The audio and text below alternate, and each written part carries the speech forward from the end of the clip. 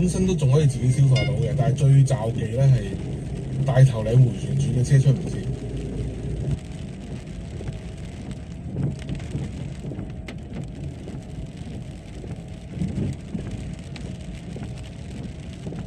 出啦，由大埔上嚟出大頭嶺迴旋處啊！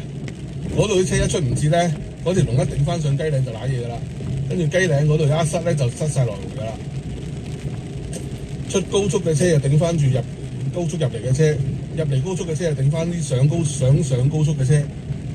一個循環之下咧，越嚟越多車，跟住就喺區裏面再加埋區裏面散唔到咧，上水廣場新運路呢一個圈都散唔到就搞掂噶啦。